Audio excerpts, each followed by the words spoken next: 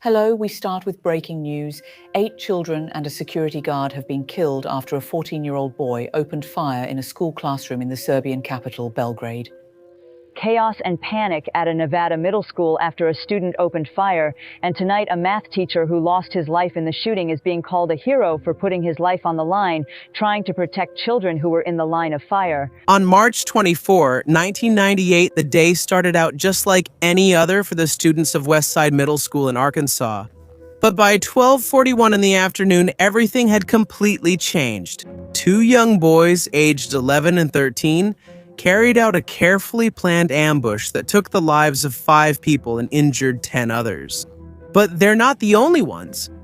Here are some of the youngest school shooters in the world, part 2. But before we begin, if you're new to our channel, make sure to subscribe so you'll always be updated with videos like this. Dedrick Owens. On February 29, 2000, a 6-year-old boy entered Buell Elementary School carrying a stolen .32 caliber handgun. He pointed it at his fellow student, Kayla Rowland, and pulled the trigger. The gunshot echoed through the school hallway, and at that moment, a first grader became one of the youngest school shooters in American history. Earlier that morning in Mount Morris Township, Michigan, the atmosphere was filled with tension as police radios kept reporting about the shooting at Buell Elementary School. Inside the Genesee County Jail, Dedrick Owens listened to the news as he gradually felt his spirits sink. When he heard the name of the school, he knew that his 6-year-old child, who grew up in a world full of illegal drugs, weapons, and chaos, was the one who committed the unimaginable crime. Dedrick's path to that tragedy was the result of many broken promises and wasted opportunities. Back then, he was a family man, but eventually he and his wife sold illegal drugs right from their home, causing their children to grow up in an environment full of violence and addiction. When the tragedy happened, Dedrick was already in jail for violating his parole, a cycle that their family seemed unable to escape. Meanwhile, the child's mother, Tamara Owens, was also going through her own struggles. A week before the incident, she was evicted from their home, so she left her children at their uncle's house. In a place known as a hub for illegal goods, the weapon used, a .32 caliber semi-automatic handgun, seemed like an ordinary item in an area where weapons and illegal goods are traded as easily as candy. School officials also identified the boy as high risk, so he was included in the new counseling program. But in the end, the system still failed to help him. A few days before the attack, he was already suspended for getting into a fight. The night before the incident, he had a fight with Kayla Rowland. The next morning, he brought the stolen weapon to school. According to witnesses, the gunshot sounded just like a balloon popping. When the teacher returned to the classroom, the students immediately told her what happened. Kayla, who was standing in front of the mirror, was hit by the bullet in the chest. Before pulling the trigger, the boy reportedly said, "I don't like you." Meanwhile, Kayla's last words were, "I'm going to die." When they arrived at the police station, the police found the boy calmly playing with a typewriter and drawing pictures. At first, he said that it was another classmate who attacked Kayla, but after he was given a happy meal and spoken to gently, he admitted that he saw the weapon at his uncle's house and accidentally attacked Kayla. Now, prosecutor Arthur Bush was faced with a situation that had almost no precedent. The law does not allow a 6-year-old child to be charged with murder. Moreover, at his age, a child is not yet capable of understanding the true meaning of death or intention. So, instead of holding the boy accountable, prosecutor Arthur Bush decided to file the case against the adults who neglected him. Jamal James, the man who left the weapon in an easily accessible place, was convicted of involuntary manslaughter and served 2.5 years in prison. Meanwhile, the boy's mother, Tamara Owens, faced neglect charges, but eventually the case against her was dismissed. While this was happening, the community continued to struggle to understand what should be done with the child. Sheriff Robert Pickle also warned that the child remained dangerous. In the end, the court entrusted the child to his maternal aunt while his progress through foster care in the public school system was closely monitored. By 2011, he was already receiving state support and looking for a job. But the wounds of his past never truly healed. because in 2012 he got into more legal trouble. This is a strong reminder that childhood trauma does not simply go away. Mitchell Scott Johnson. Mitchell Johnson was only 13 years old when he became one of the youngest school shooters in American history. He was born in Rochester, Minnesota on August 11, 1984, and from an early age, his life was already full of problems and turmoil. When he was 7 years old, his parents separated, so he moved to Jonesboro, Arkansas with his mother and sibling. Eventually, his mother remarried a man who worked as a correctional officer, which brought a new situation into Mitchell's life. But even though they had a new family, problems with his behavior started to become noticeable, and it only got worse as he approached his teenage years. According to the school's records, his behavior was already very concerning. In the same year as the attack at Westside Middle School, he was given in-school suspension 3 times. Even more shocking, he was also involved in a case of misconduct with a young girl. According to his classmates, he was known for being annoying and often bragged about his supposed connections to gangs. He also gradually became known because he often talked about violence. He even made a chilling statement to his friend, saying that he would take more lives. A day before the attack, he even told some classmates that the next day they would find out who would live and who would die. Johnson was also well known for his intense fascination with weapons. He often said he wanted to join the Bloods gang and always showed anger toward other people. He had only a few friends, but one of the people he often rode the school bus with was Andrew Golden, who later became his accomplice in the deadly ambush. Even though they were of different ages, Johnson was in 7th grade while Golden was in 6th grade. They formed a connection because they were both interested in weapons and causing harm. As the day of the attack approached, Johnson's behavior became even more unusual. He began making more serious threats, including one against his ex-girlfriend who had broken up with him. But despite the clear warning signs, no effective action was taken to stop them. That's when Johnson and Golden began to plan their attack in extreme detail and with cold calculation. They stole weapons from Golden's grandfather's house and gathered over 2,000 rounds of ammunition. The night before the attack, they loaded Johnson's mother's Dodge Caravan with camping supplies, food, stolen weapons, and survival gear. They weren't just planning a simple attack on the school. They also planned to escape into the woods and disappear.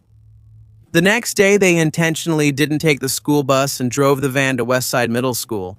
During 5th period, Golden pulled the fire alarm. As the students and teachers exited the building, the two immediately opened fire from their hiding spot in the woods.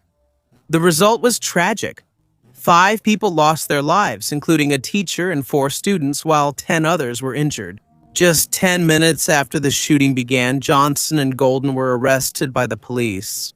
Their van was found almost half a mile away from the school, filled with items they intended to use for their escape. During the trial, Johnson read a letter of apology, but he said that he didn't have any particular target. Because he was a minor, he was tried in juvenile court, and the maximum sentence he could receive was imprisonment until the age of 21. Mitchell Johnson spent only 7 years in prison before he was released on his 21st birthday in 2005. But his release caused intense anger and shock, especially among the families of the victims who were forced to watch him walk free again after the tragedy in 1998. It didn't take long before his life fell apart again after he was released. In 2007, he was arrested again for possession of illegal drugs and a loaded firearm. Because he was already prohibited from possessing firearms as a former convict, he faced federal weapons charges. He pleaded not guilty, but he was temporarily released on bail. By 2008, Johnson was found guilty of possessing a firearm while using illegal drugs. Just a few days later, he was arrested again, this time for possession of illegal drugs and using a stolen credit card. In September 2008, he was sentenced to 4 years in federal prison for drug and firearm-related charges. The judge also expressed disappointment at Johnson's failure to change and told him that no matter how long your sentence is, You still have a life ahead of you, but those whose lives were taken in 1998 are gone forever. In October 2008, Johnson pleaded guilty to felony theft charges after he stole the debit card of a disabled man and used it to buy food. He also admitted carrying illegal substances when arrested. By November 2008, Johnson, who was then 24 years old, was sentenced to 12 years in prison for theft and drug possession. Although he could have faced up to 3 30-year sentences, this was reduced because his juvenile record had been expunged. In January 2009, he received an additional 6-year sentence for another theft case, bringing his total state prison sentence to 18 years. He could have been eligible for parole in 2011, but he still had to face the next 4-year federal sentence. Despite his troubled past, Johnson was released from prison in July 2015 and entered a drug rehabilitation program in Texas. By 2017, the families of the victims successfully filed a case against Johnson and Andrew Golden, and they won $150 million in damages. But this was almost symbolic because the two didn't have any significant assets or money. Victor Cordova Jr. In November 1991, a loud gunshot echoed inside Deming Middle School in Deming, New Mexico. In the school lobby, a student named Araceli Tena collapsed after being hit by a bullet. Nearby, Victor Cordova Jr. was standing while holding a .22 caliber pistol, his face showing intense shock and confusion. Hardship was nothing new to Victor. Earlier that year, his mother died of cancer, a tragedy that caused the young boy deep depression. He lived in Palomas, Mexico, near the border, but he studied in Deming as a U.S. citizen. Even though he was still young, those who knew him described him as intelligent, but carrying many burdens. It was as if the sadness and grief he carried were too heavy for someone his age. That morning, Victor brought the weapon to school with a tragic plan. According to his lawyer, he intended to use the weapon on himself. But as he entered the crowded lobby, something unexpected happened. He was bumped by another student, causing the weapon to accidentally discharge. The bullet struck directly at the back of Araceli Tena's head. Within just a few seconds, it caused intense fear and chaos throughout the entire school. Victor Cordova, still holding the weapon, pointed it at the police and school officials before finally surrendering. Emergency responders immediately rushed Araceli Tena to Thomason Hospital in El Paso, but despite all the doctor's efforts, she passed away 2 days later. The whole community was shocked. A young life was lost, while another youth's future was completely ruined, all because of a moment of chaos and tragedy. Victor's arrest quickly became national news. At the age of 12, he became one of the youngest people ever charged with murder in New Mexico. The case raised serious questions about juvenile justice, mental health, and the effects of deep grief and trauma on children's minds. In court, Victor pleaded guilty to 1 count of second-degree murder and 11 counts of aggravated assault. His defense insisted that he brought the weapon to school to harm himself, not to hurt others. However, the tragedy that occurred cannot be changed. He was sentenced by Judge V. Lee Vesley to 2 years in juvenile detention, the maximum penalty allowed by law for someone his age. However, the prosecution requested an annual extension that could keep Victor in state custody until his 21st birthday, if approved by the judge each year. It was a sentence that tried to balance justice and mercy for a boy who had already gone through tremendous hardship. The attack left deep scars on the community. Araceli's family continues to mourn, and between tears, her father said, "He destroyed our lives, my life and my whole family's. Nothing will ever be the same." Meanwhile, authorities said that the 2 young boys injured in the incident are in stable condition and are expected to survive. On October 21, 2013, at Sparks Middle School in Nevada, the quiet morning routine was shattered when the first gunshot was heard near the basketball courts. The students ran in terror. The teachers hurried to protect their classrooms as a tragedy slowly unfolded that shook all of America. Jose Reyes was only 12 years old at the time. a seventh grader who had struggled with speech problems since kindergarten and often felt isolated from his classmates. His parents, who came from Mexico, ran a local restaurant and were trying hard to build a good life for their 3 children. But behind the normal image of their family, Jose was secretly struggling with depression and severe social problems that almost no one noticed. 3 days before the tragedy, his father took him to a psychotherapist. The doctor noticed clear signs of depressive disorder and prescribed him a generic version of Prozac. Jose also shared that he was often bullied at school, called bad names, and felt like an outcast. But nothing in that consultation gave any warning about the plans he had in mind. On that Monday morning, Jose arrived at school carrying his father's Ruger SR 9C semi-automatic handgun. He was carrying 2 magazines, one with 17 bullets and one with 10, along with plans that would leave a deep wound in the entire community. As the students gathered at the basketball courts before class started, Jose Reyes suddenly fired his gun. The first one hit was KJ Kirsch, a fellow student who was wounded in the shoulder. The chaos worsened as students screamed and ran to hide. When he saw what was happening, Michael Lansbury, a 45-year-old math teacher and former Marine, immediately took action. He confronted Jose to protect the students and try to calm the situation. But Jose shot him, hitting him fatally. Because of what Lansbury did, the students had a crucial few seconds to escape. In exchange, he gave his own life.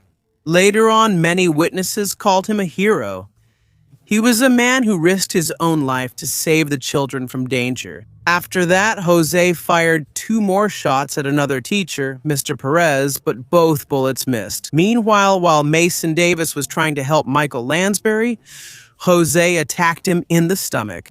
When there were almost no people left in the courtyard and the police were approaching, Jose turned the weapon on himself and took his own life. In the investigation after the tragedy, Jose's confused motive was discovered. He left behind 2 handwritten notes, one expressing anger due to being bullied and a desire for revenge, and another seemingly downplaying the connection between violent video games and his actions. Photos of the shooters from the Columbine High School tragedy were also found on his cell phone, while their family computer had searches about the Super Columbine Massacre RPG. Investigators also discovered that he had a collection of 47 violent-themed video games. Some students also admitted that they sometimes teased him, called him various names, and once even mistook him for having peed his pants after getting splashed with water. But according to the police, they did not find any evidence of severe bullying against Jose.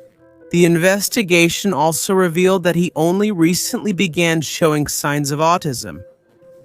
Meanwhile, his parents also faced severe criticism, but there is no evidence proving that they knew Jose could access the weapon. It was reportedly kept in a kitchen cabinet that they thought he couldn't reach. In the end, no charges were filed against his parents. Until now, the Sparks Middle School shooting remains a reminder of the complex reasons that can lead to tragedy, from unnoticed warning signs to the effects of untreated mental health issues and the importance of school safety. On March 2, 1987, in DeKalb, Missouri, laughter and noise still echoed in the hallways of a small rural junior high school when 12-year-old Nathan Daniel Ferris entered his 7th grade history class carrying a Pond .45 caliber pistol. What happened next would become one of the youngest and most tragic school shooting incidents in American history. According to those who knew him, Ferris, a somewhat heavy-set boy whom his classmates called Chubby, had long been a victim of relentless teasing.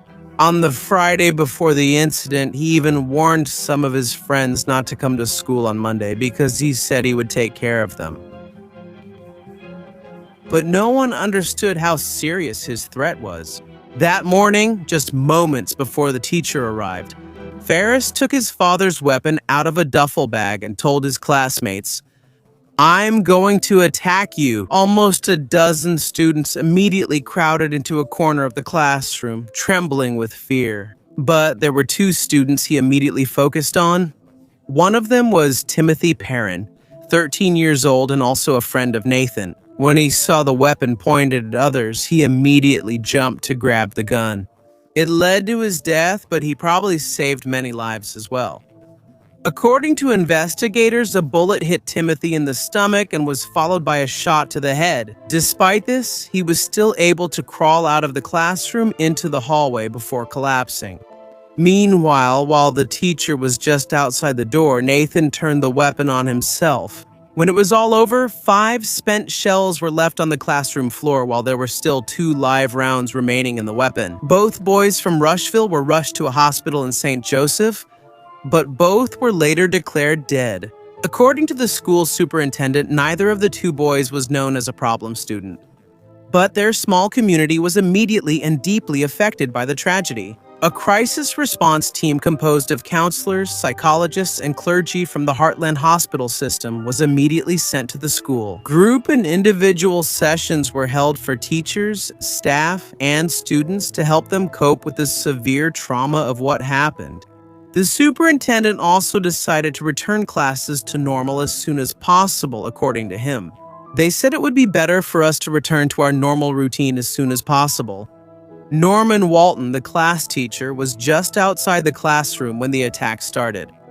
Meanwhile, Barbara Phillips, a 17-year-old student who was in the school library across from the classroom, heard 4 gunshots. Authorities found 5 spent shells inside the classroom and 2 more live rounds of the weapon owned by Amani Ferris. About a dozen students directly witnessed the terrifying incident.